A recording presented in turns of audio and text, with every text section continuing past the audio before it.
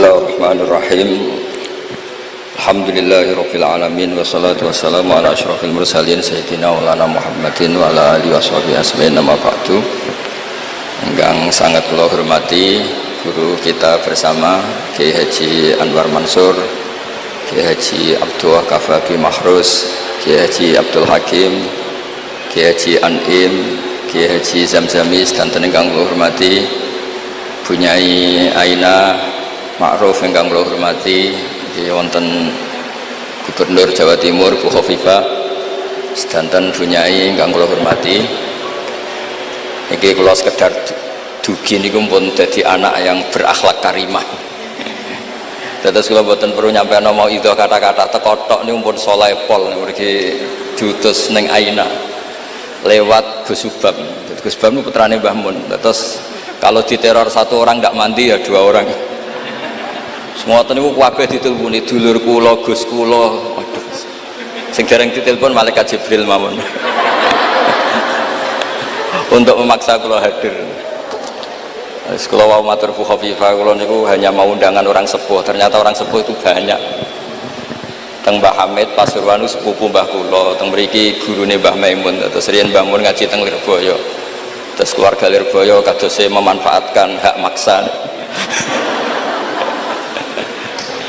Kalau cerita sing ringan-ringan mawon bahwa benar Bu Khofifah tadi, berkah itu dimulai dari hal-hal sekeliling kita. Tapi karena saya sebagai kiai menekuni fikih perempuan, dulu itu ada Bahsul Masail begini Bu Khofifah, agak Bahsul Masail itu agak benar, tapi ya benar. Gimana hukumnya polisi dari perempuan, atau gimana hukumnya wanita jadi polisi. Nah ini Bu, Neng Aina nggak usah Bahsul Masail, langsung eksekusi, langsung meraktekkan. Itu hampir semua musyawirin bilang haram, karena polisi itu wilayah lelaki. Wilayah lelaki karena nangani penjahat, nangani kriminal. Tapi ada kiai yang agak unik, mungkin termasuk kita yang unik itu Pak Yai, kalau bandar narkoba itu kadang pengedarnya perempuan dan kadang disembunyikan di tempat yang nggak boleh tersentuh lelaki. Kalau semua polisi lelaki itu gimana itu solusinya itu? Walhasil terus kiai itu bilang ya udah boleh. Terus karena nggak kebayang kan, misalnya disembunyikan di tempat-tempat tertentu, kemudian polisinya itu cowok. Semenjak itu terus ada maklum kalau polisi itu dari perempuan. Saya tidak tahu Arisalah ngirimkan yang diterima di Akpol itu berdasar fikih itu apa enggak, tidak tahu. Tapi yang jelas itu ada fikihnya juga. Jadi makanya mendengar itu penting, karena barokahnya mendengar itu kita menjadi tahu cara pandang orang lain. Dulu itu orang mengira kalau kiai besar diundang di musola kecil gak datang itu dulu dikira keangkuhan. Tapi semenjak ada sudut pandang, terus niki sekaligus hormat nama Arisalah. Arisalah itu nama kitab Imam Syafi'i paling terkenal.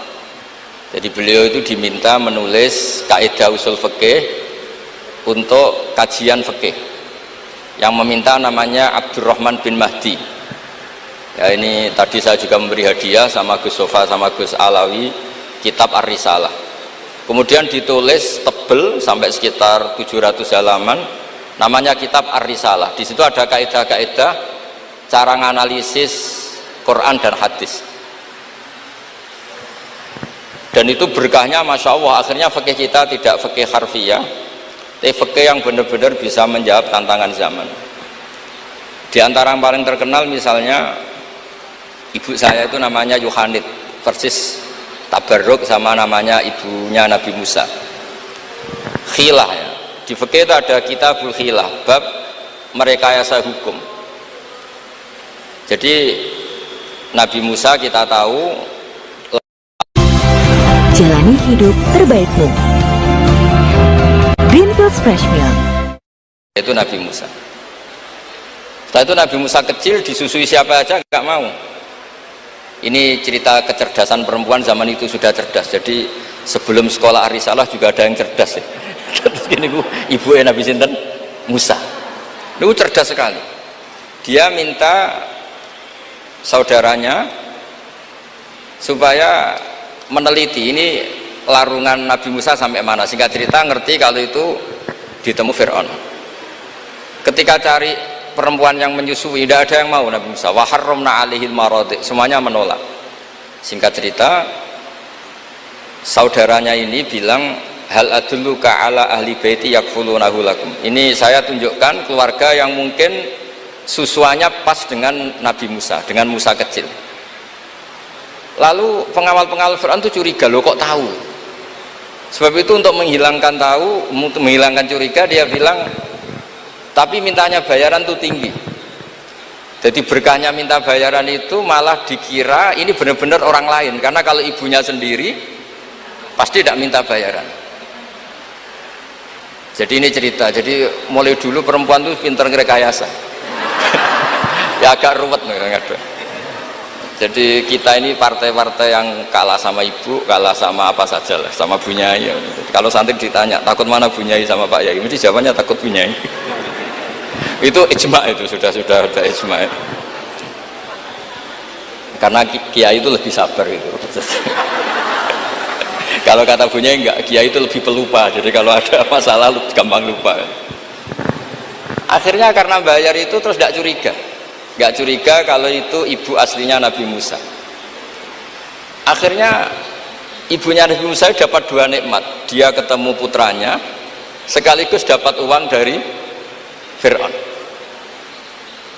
Jadi Quran kalau mencontohkan perempuan itu luar biasa. Ada lagi contoh Asia, perempuan itu memang misteri. Ada yang istrinya Fir'aun jadi wanita hebat, yaitu Asia. Ada yang harusnya solihah kelas papan atas karena istrinya Nabi Nuh, malah enggak. Sehingga pola-pola fikih perempuan, saya ulang lagi, pola-pola fikih perempuan itu Imam Syafi'i ngarang itu kalau sudah tentang perempuan itu ya pusing. Jadi ternyata pusing itu kalau ditarik ke atas. Itu dulu Rasulullah itu menghadapi Aisyah sama Fatimah itu ya pusing. Itu kalau Halah datang, Halah itu saudaranya Khadijah. Itu kalau datang itu betapa hormatnya Rasulullah. Makasih kamu datang mengingatkan pada Sayyidah Khadijah, pada Khadijah gini-gini. Itu Sayyidah Aisyah cemburu. Kenapa engkau mengingat Khadijah terus? Padahal Allah sudah mengganti yang lebih cantik daripada yang sudah tua. Pokoknya menyebut ajus, ajus itu tua, yaitu Khadijah. Gantian Sayyidah Fatimah yang tersinggung karena ibunya disebut ajus, tua. Nabi itu cara ngelola dua wanita ini, yang satu bangga dengan kecantikannya dan keperawanannya, dan Sayyidah Fatimah tertekan karena ibunya jadi korban, yaitu dianggap sepuh. Itu Nabi cara menyelesaikan itu unik, bilang gini, Fatimah, kamu bilang ke Aisyah, sehebat-hebatnya kamu itu perawan dapat duda, sementara ibuku janda dapat joko. Terus mulai dulu ya kebanggaannya Rondo untuk Joko, itu mulai dulu. Tapi ini cerita, jadi ngelola perempuan itu ribet. Jadi kalau terlalu ke Aisyah, Sayyidah Fatimah cemburu. Kalau terlalu ke Sayyidah Khadijah, Sayyidah Aisyah cemburu. Jadi ya nggak ada solusinya memang. Jadi kalau kiai ngaji fiqhul mar'ah itu, fiqhul nisa itu nggak ada selesainya. Kata Nabi, khuliqat min dila'in a'wad, didesain dari iga yang bengkok. Indahab tatukimuhu kasartah, kalau kamu memaksa lurus patah, kalau kamu biarkan tetap bengkok. Ya kalau jalan harus bengkok ya biar bengkok aja, tidak usah dipaksa nopo lurus.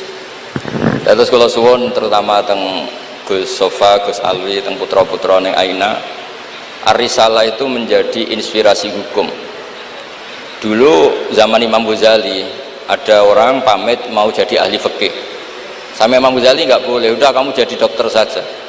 Terus ditanya, kenapa engkau sebagai ulama kok malah fatwa saya jadi dokter? Kata beliau, banyak negara Islam yang karena nggak ada yang belajar dokter harus berobat ke dokter yang non Muslim. Begitu juga di dunia ekonomi, di dunia politik dan seterusnya dan seterusnya. Jadi itu yang dikenal dengan usul fikih. Dulu Imam Syafi'i itu bencinya sama orang kaya itu Masya Allah, karena beliau lahir miskin dari komunitas miskin. Dan beliau referensinya miskin itu lebih menyelamatkan karena lebih ringan hisapnya. Itu malaikat bagian hisab. Kalau ngisab orang miskin kan pusing, nggak ada yang bisa dihisab kan. Mau dihisab apanya? Hanya beras 1 kilo kan nggak ada dosanya kan karena darurat. Tapi setelah beliau ngaji usul fikih masyhur itu, beliau datang ke Muhammad bin Hasan As-Syaibani.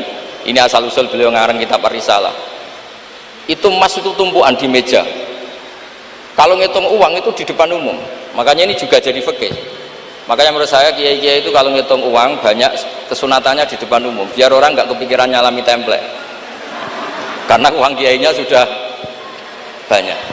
Itu Muhammad bin Hasan As-Syaibani itu kalau ngitung uang di ruang tamu. Imam Syafi'i ini penguatan terhadap nama Ar-Risalah punya Aina, karena Ar-Risalah itu nama kitab Imam Syafi'i paling melegenda. Kenapa engkau ngumpulkan uang sebanyak ini? Engkau orang alim. Biasanya orang alim itu gak suka uang, gak suka harta. Terus Muhammad bin Hasan As-Syaibani ini guru kedua, termasuk guru kesekian lah dari Imam Syafi'i. Oh berarti saya orang alim, orang soleh gak punya uang. Iya, orang alim biasanya gak punya. Sudah tak kasihkan orang fasik biar dipakai dugem, dipakai main perempuan, dipakai judi. Jangan, pakai jenengan saja. Kalau orang soleh nanti manfaat. Oh berarti orang soleh oleh sugih pun angsal-angsal. Semenjak itu Imam Syafi'i berpikir rubah. Awal perubahan itu karena beliau ngaji sama Muhammad bin Hasan As-Syaibani, beliau menjadi al-usuli, orang yang berpikir secara usul fikih. Lama-lama terus beliau ngarang kitab yang terkenal itu namanya kitab Ar-Risalah. Terus nama Risalah itu semoga nama yang tidak main-main, benar-benar nama yang mencerminkan keilmuan yang dalam. Karena di kitab Ar-Risalah itu Imam Syafi'i benar-benar menganalisis cara al-istimbat minal kitabi was sunnah. Ya, terus beliau kalau ditanya masyhur itu ya, apa dalilnya perempuan misalnya mimpin, beliau cerita inni wajadtum ra'atan tamlikuhum wa utiyat min kulli syai'. Semuanya itu ada dalilnya, meskipun nanti ada aturan-aturannya, tapi Imam Syafi'i itu begitu fasih. Dan ini bisa kita lihat kalau kita belajar kitab Ar-Risalah, karena logika yang dibangun kayak tadi. Boleh nggak perempuan jadi polisi? Pertama pilihannya pasti tidak boleh, karena ada wilayah-wilayah yang ekstrim, takut diperkosa, takut mengalami pelecehan seksual macam-macam. Tapi ketika pertanyaannya dibalik, ketika kejahatan ada yang bentuknya nyuwun sewu pemerkosaan dan harus dites terbukti tidak diperkosa apa enggak apa-apa, terus kalau polisinya lelaki semua itu gimana ya? Begitu juga dokter kandungan, dulu tuh geger, dokter kandungan tuh boleh nggak dari lelaki, geger. Tapi setelah Basul Masail didatangkan dokter kandungan, itu dari 10 yang tes, itu yang lulus lelaki semua, yang perempuan nggak lulus. Karena ketika melihat pendarahan, si perempuan ini kaget terus pingsan. Akhirnya yang dablek-dablek ini yang lulus jadi dokter. Nah, akhirnya terus mulai ahli fikih itu mikir dari penjelasan tadi, apalagi kalau menunggu lama, terus jaraknya jauh, dia harus ke tempat prakteknya malam-malam, kan kadang bayi juga mintanya lahir setengah 2 dini hari. Nah itu kan juga repot itu kalau singkat cerita akhirnya mau tidak mau ahli fikih ini mendengar dengan kondisi-kondisi seperti itu. Lagi-lagi jawabannya di kitab Ar-Risalah. Jadi kitab Ar-Risalah itu kitab di mana Imam Syafi'i itu berargumen. Sama seperti tadi, kiai besar diundang di musola kecil itu kalau nggak datang, dulu dianggap sombong. Mentang-mentang sudah besar diundang musola kecil nggak mau. Tapi setelah ada fikih itu, pikirannya dibalik. Wong jatah kiai cilik kok dijupuk yo. Nah itu kalau toko-toko besar boleh di kampung-kampung kan kasihan yang ibu-ibu pedagang. Nah sekarang kalau kiai besar, payune kiai desa pendak manakipan ae sing kiyaine teko, kiai gede. Apa dadi lakone ra sida kan begitu.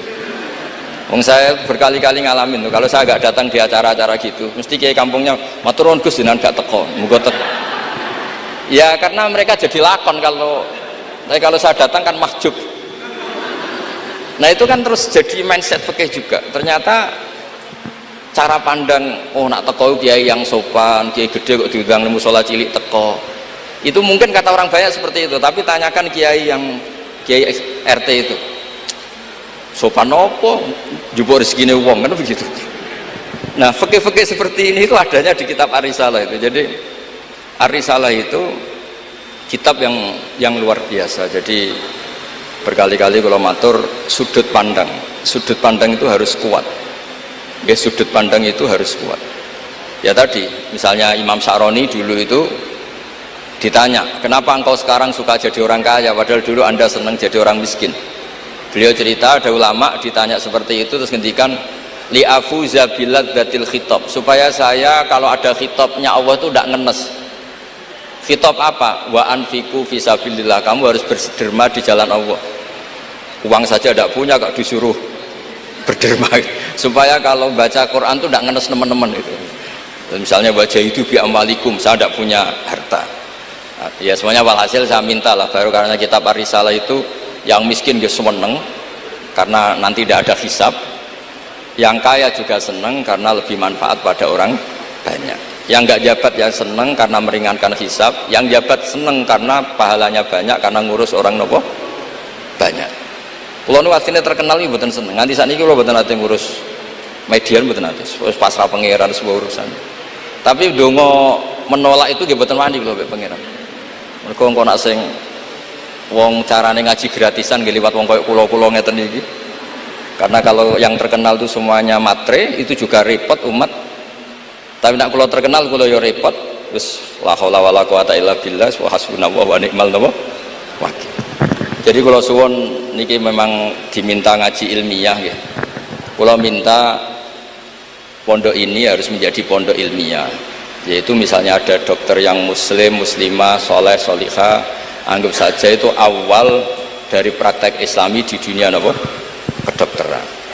Misalnya di kepolisian juga sama, di birokrasi juga sama, karena berkahnya hidup itu kalau dikawal orang soleh. Wa maka nawau yu'adzibahum wa anta fihim. Komunitas yang tidak soleh, ada satu saja yang soleh. Soleh itu bisa materinya karena soleh, kayak para habaib atau Rasulillah, atau soleh karena perilakunya, atau soleh karena keinginannya. Itu semuanya berkah, menjadikan azab ini tidak turun. Wa maka nawau yu'adzibahum wa anta fihim. Terus kula mboten saged matur kata-kata, wong kula teko-tok pun sopan, pun gajaran kula pun kathah niku pun. Kula nak ngaji di rumah pakai kitab itu bisa 2 jam, bisa 3 jam. Tapi kalau ngaji seperti ini itu kan koyok kedikte gitu. Temanya diatur, jamnya diatur. Saya itu kiai yang paling pantangan diatur, tapi karena kalah sepuh ya sudah, jadi ganjaran ngaji ini tidak ilmiahnya tapi tawaduk saya gitu. Dimugi barokah tawaduk niki kula nggih untuk barokah pondok Lirboyo ngoten mawon. Assalamualaikum warahmatullahi wabarakatuh.